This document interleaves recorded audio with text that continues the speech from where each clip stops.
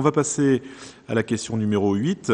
Donc, il s'agit d'une demande de subvention dans le cadre de l'aménagement futur de la place Carnot. Et comme c'est une question d'urbanisme, c'est Philippe Droulour qui rapporte. Donc, par délibération de la séance plénière du Conseil régional du 18 décembre 2017, la région Normandie a désigné la ville d'Avranches et 6 autres collectivités lauréates de l'appel à projet renforcement de l'attractivité des centres des villes reconstruites de Normandie. 2 projets communaux, la réhabilitation du centre Jacques-Simon et la rénovation de la place Carnot, et un projet privé, la réhabilitation de l'îlot numéro 1, ont été retenus pour un montant subventionnable total et maximum de 1 569 390 €. Par convention du 29 mars 2018, la ville d'Avranches et la région de Normandie ont précisé leurs engagements. Son article 2 dispose que chaque action doit faire l'objet d'un dépôt de dossier de demande de subvention spécifique auprès de la région préalablement à tout commencement d'exécution. Conformément aux orientations du budget principal 2018, la ville d'Avranches souhaite engager dès 2018 les études techniques de maîtrise d'œuvre préfigurant les travaux de réfection de la place Carnot. Ces derniers devraient commencer en 2019. Cette action correspond à l'action 5, valorisation du patrimoine aménagement urbain, de l'article 2. Le montant des dépenses éligibles est de 65 000 €. Le taux d'intervention régional est de 25%, soit une participation maximum de 16 000 €.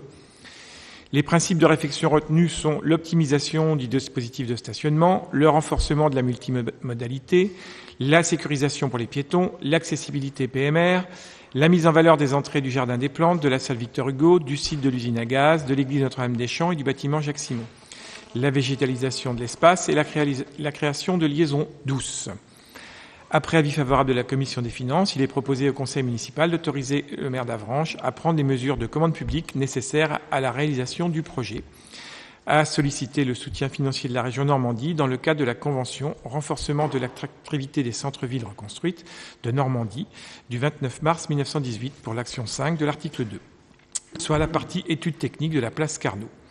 Donc le plan de financement se présente comme suit. Ville d'Avranches, 49 000 €, c'est-à-dire 75%. Région Normandie, 16 000 €, 25%, pour un total de 65 000 € hors taxes. C'est un maximum, parce qu'on peut imaginer que l'étude ne coûtera pas forcément cette somme-là.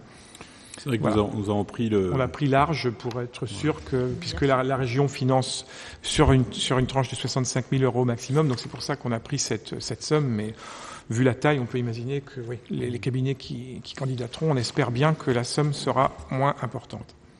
Alors c'est vrai que je rappelle que cette demande de subvention fait suite à cet appel à projet auquel nous avions répondu auprès de la région, appel à projet ville reconstruite, et que cet aménagement de la place Carnot constitue un volet important de cet appel à projet pour lequel nous avions obtenu un avis favorable, voire très favorable de la région. Et vous vous souvenez sans doute de la venue d'Hervé Morin ici même dans cette salle pour nous remettre ce petit trophée ville reconstruite.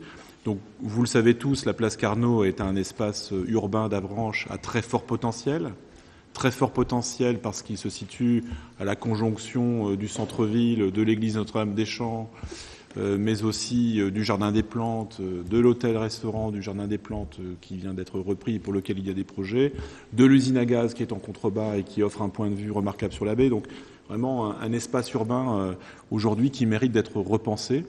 Donc aujourd'hui nous n'avons aucun a priori sur le devenir de cet espace, d'où la nécessité d'engager une étude qui va nous permettre d'engager une vraie réflexion sur ce secteur d'Avranches, dont les contraintes sont bien connues. Contraintes liées au stationnement, contraintes liées à la mobilité des piétons aussi, lorsqu'il y a des manifestations organisées dans ce secteur. Et Alain Atlan nous signale très souvent les difficultés liées à la circulation piétonne pour les personnes en situation de handicap ou tout simplement ayant des difficultés à se déplacer dans les espaces urbains. Très fort potentiel et fortes contraintes liées aux voies qui traversent cette place, notamment à la départementale qui vient de Caen et qui traverse cette place en direction de la place Pattonne, via le boulevard Foch, sortie vers la campagne, vers le Gué de l'Épine, vers le Val-Saint-Père, importante, qui mérite d'être retraitée. Donc pour toutes ces raisons, il y a lieu vraiment de se pencher désormais sur cet espace urbain qui, encore une fois, mérite de monter en qualité et en accessibilité et en facilité à se moduler au gré des besoins. Bien évidemment, il est hors de question de gréver les pratiques qui ont cours aujourd'hui. Je pense au Salon de l'Habitat, à la fête du Jardin des Plantes, au 14 juillet qui se tient désormais sur cette place, et à tous ces événements qui pourraient éventuellement se développer dans ce lieu. Voilà, avez-vous des remarques à formuler concernant cette demande de subvention à la région pour que nous puissions engager l'étude urbaine? Monsieur Morazin. Oui, monsieur le maire, je vous remercie de me donner la parole. Vous présentez effectivement ce soir la partie aménagement de la place Carnot, ce qui relève du projet public dans ce dossier qui est un dossier présenté et qui a été présenté par le président de région Hervé Morin dans le cadre de l'aide du patrimoine après-guerre. La restauration d'une partie de projet est une partie publique et il y a une partie privée. Dans ce dossier, je ne souhaite pas qu'on sépare une partie et qu'on ne parle pas de l'autre. Ça me semble un dossier global. Vous mettez une parenthèse, je le note, projet privé de réhabilitation de l'îlot numéro 1. Alors j'ai regardé les subventions en question. La subvention globale peut atteindre 1 600 000 € quasiment. La partie privée, 50% d'argent public, s'élève. Il y a un projet numéro 1 de 118 639 €, un projet numéro 2 de 917 347 €, ça fait près d'1 million d'euros au total, et il y a 50%, donc 577 000 € qui iraient, sauf erreur de ma part, dans le projet privé. Alors, vous allez un peu vite en besogne, puisque là, ce soir, on parle bien du projet réaménagement. Oui, j'entends bien. Mais on ne peut pas vraiment tout séparer. C'est un projet global. C'est un projet de réhabilitation globale de la ville. Si je peux me permettre, Monsieur Morazin, on avait déjà abordé ça, mais oui. C'est un cahier des charges de la région dans lequel, pour candidater, il fallait qu'il y ait des projets publics et projets privés. Oui. Donc voilà, c'est tout. La ville va avoir des subventionnements.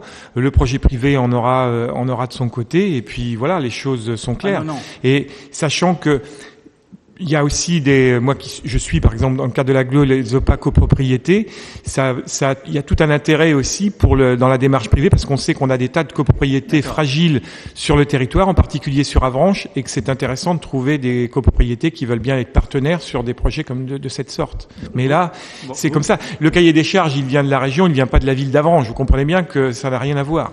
Vous me laissez, s'il vous plaît, finir. Oui, je vous réponds, c'est tout. Voilà, je vais finaliser quand même l'esprit dans lequel je suis. Parce que je suis quand même avant tout un représentant des Avranchinais et je me dois quand même de poser sur la table des questions. Il y a quand même dans ce dossier une question sensible. Il y a eu un choix sur un îlot, qui est l'îlot numéro 1, qui est en centre-ville. C'est un dossier qui a été présenté en commission des finances par un de vos adjoints, maire adjoint aux finances, M. Hervé Lenné, qui a transmis ce dossier à une agence immobilière dont il est, entre autres, partie prenante. Alors je vous corrige maintenant. Oui. Alors, bon, je peux finir Oui, mais je préfère corriger parce que vous... mais je me pose une question, ce qui est tout à fait normal. Alors, oui, mais je préfère... Dans ces cas-là, ce que je vous propose, c'est qu'on délibère vous m'interrompez dans un débat sur lequel je veux poser une question. C'est quand même un peu... Je vous interromps. Vous me répondrez après, si vous voulez bien, monsieur le maire. Mais laissez-moi finir. C'est juste pour vous signaler qu'on est hors sujet par rapport à la délibération. J'entends bien. On est hors sujet sans vraiment être hors sujet parce que ce dossier a été mené par la ville d'Avranches. C'est quand même un dossier mené par la ville d'Avranches dans sa globalité, monsieur le maire. La question est claire, mais je vois bien où vous voulez en venir. La question est claire. Est-ce que vous acceptez ce soir que l'on lance une opération, pour l'instant en phase d'étude, sur la place Carnot? Je pense que c'est ça. En effet, l'appel à projet auquel nous avons répondu correspondait à un cahier des charges bien précis de la région. Toutes les villes de Normandie ont répondu de la même façon. Premier volet, un bâtiment public en lien avec un espace public et un projet privé permettant à des particuliers de pouvoir bénéficier d'aide de la région. Voilà, il y a 3 volets. Là, ce soir, on parle d'un volet qui est celui qui traite de l'espace public et c'est sur ce sujet qu'il faut que nous délibérions pour pouvoir demander une subvention à la région afin d'avoir ce cofinancement pour la mise en route de l'étude. Voilà le sujet. Alors, si vous avez des choses à nous dire concernant le cahier des charges qui a été proposé par la région et à laquelle toutes les villes de Normandie ont répondu, je vous invite très sincèrement à contacter directement le cabinet d'Hervé Morin pour remettre les choses en cause. Voilà ce que je veux vous dire. Je peux continuer mon exposé ? Je vous en prie. Je vous remercie, Monsieur le maire.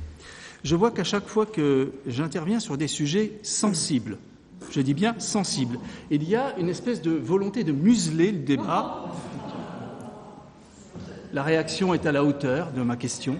Donc je continuerai, je vais poser la question. C'est un dossier qui n'est pas dans mon esprit séparable. Je veux dire que c'est un dossier malheureusement, en 3... Je peux continuer ? En 3 phases.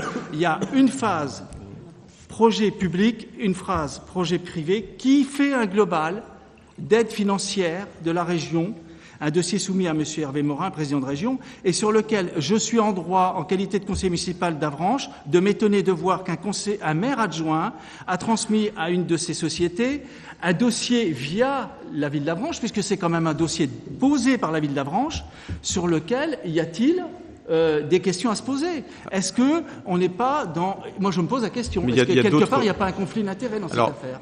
Premièrement... Et je crois que c'est important, quand on est conseiller municipal, comme l'a fait votre collègue tout à l'heure, qui s'est effectivement mis dans l'opposition indirectement à un projet que vous aviez, un petit peu quand même, eh ben là, je pense que le projet est important. Moi, je ne suis pas contre, je l'ai dit à la Commission des finances, ce qui concerne l'argent public pour un projet public, moi, ne me pose aucun problème. Problème, c'est...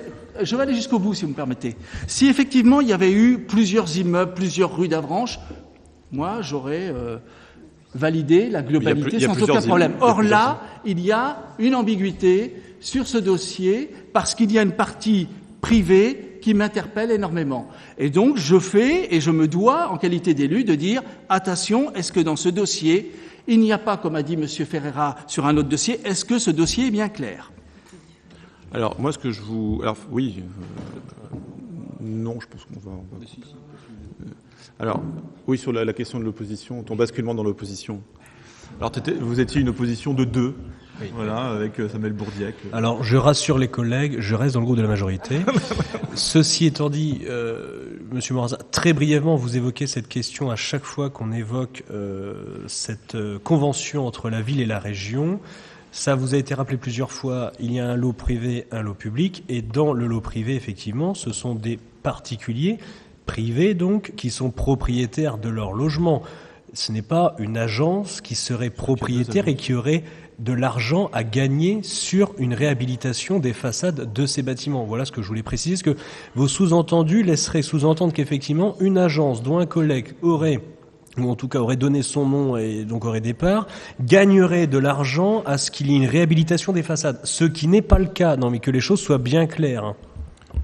Oui, puis, moi je vous mets en garde aussi, c'est-à-dire sachant que l'agence immobilière à laquelle vous faites référence n'est pas la seule à intervenir dans le projet. Il y en a d'autres. Donc parce que là je commence à comprendre un peu votre démarche, si vous sous-entendez que de manière illégale, dans le cadre d'un appel à projet porté par la région, certains élus du conseil municipal tirent un profit quelconque, ça ressemble un tout petit peu à la diffamation. Mais un tout petit peu, attention, on va vérifier, Monsieur Morazin. Je crois que vous n'avez pas bien compris ce que je suis en train de dire. Ah bon ? Alors... Non, je suis en train de dire, est-ce que c'est logique qu'un maire adjoint transmette un dossier, alors qu'il est maire adjoint, vers autre chose, qui est une entreprise dans laquelle il peut avoir une partie prenante ? Alors, je vous rassure, le dossier... C'est pas une question d'argent, quelque part. C'est une question de logique par rapport à la fonction de maire adjoint. Vous comprenez ce que je suis en train de vous dire ? Je vous rassure que là, en l'occurrence, l'appel à projet a été signé par le maire. L'appel à projet a été signé par le maire, donc c'est le maire qui est seul responsable de cette opération.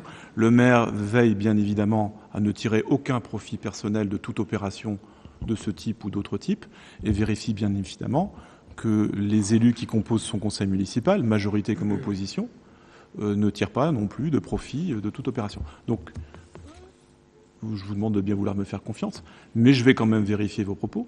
C'est intéressant, parce que là, on va en reparler, parce que, en effet, si vous portez une sorte d'accusation un peu déguisée à l'encontre d'un collègue élu qui, à mon sens, fait plutôt bien son travail, alors, en effet, puisque vous êtes exprimé en public, on essaiera de voir s'il y a quelque chose à rétablir.